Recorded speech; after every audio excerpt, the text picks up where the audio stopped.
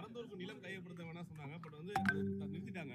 ஆனா மார்க்சிஸ்ட் 2 என்ன பண்ண போறோம்னு ஒரு விஷயத்த சொல்லவே இல்லை இது வரைக்கும். இதுதான் முதல் படி. இனி ஒவ்வொரு படியா ஏறி போனோம். இப்ப ஒரு விவசாயி கிட்ட இருந்துங்க நிலத்தை பிடுங்குவது ஒரு குழந்தையிடமிருந்து தாயை பிடுங்குவதுக்கு சமம். கவனிக்கணும், தாய் கிட்ட இருந்து குழந்தையை பிடுங்குறது இல்ல.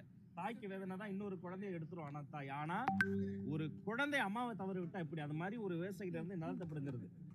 இந்த உலகத்துல வந்த எல்லா பெரிய வன்முறைகளும் ஆரம்பமான முதல் வார்த்தை என்னன்னு பாத்தீங்கன்னா வளர்ச்சி தான் ஆரம்பிப்பாங்க, டெவலப்மெண்ட். அப்ப ஒரு சஸ்டைனபிள் டெவலப்மெண்ட்டை நோக்கி தான் நாம போகணும்.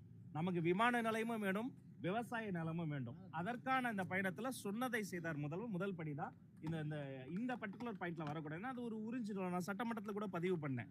அங்க சுமார் 1000 ஆண்டுகளை தாண்டி இருக்கிற தொல்லியல் பொக்கிஷம் கம்பன் கால்வாய் இருக்கு.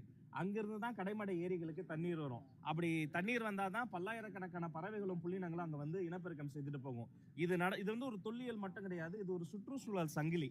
இவ்வளவும் தாண்டி 1000 நாட்களை தாண்டி அந்த மக்கள் போராடி இருக்கிறாங்க. சுத்தி பேரிகேட் போட்டு இந்தியாவுக்குள்ளார ஒரு இந்தியாவை வச்சிருந்தாங்க. ஆதார் கார்டு காட்டாம யாரும் உள்ள போக முடியாது, வெளில வர முடியாது.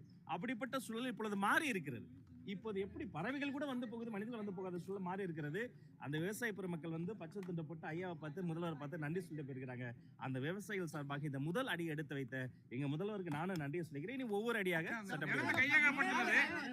கையகப்படுத்தின நிலத்தை வந்து மீண்டும் விவசாயம் பண்றதுக்காக பண்ணுவீங்களான்னு அவர் அதிமுக தலைவர் எடப்பாடி பழனிசாமி சொல்லியிருக்காரு. அங்க கையகப்படுத்தப்பட்ட நிலங்கள், விவசாய நிலங்கள் என்ன மாதிரி பண்ண போறீங்க? ஆனா எடப்பாடியார் அந்த கேள்வியை மாமன்றத்தில் எழுப்பினார். இதனால சட்ட வல்லுநர்களோடு சம்பந்தப்பட்ட விஷயம் என்பதால அது கலந்தாலோசித்து தான் நம்ம சொல்லணும்.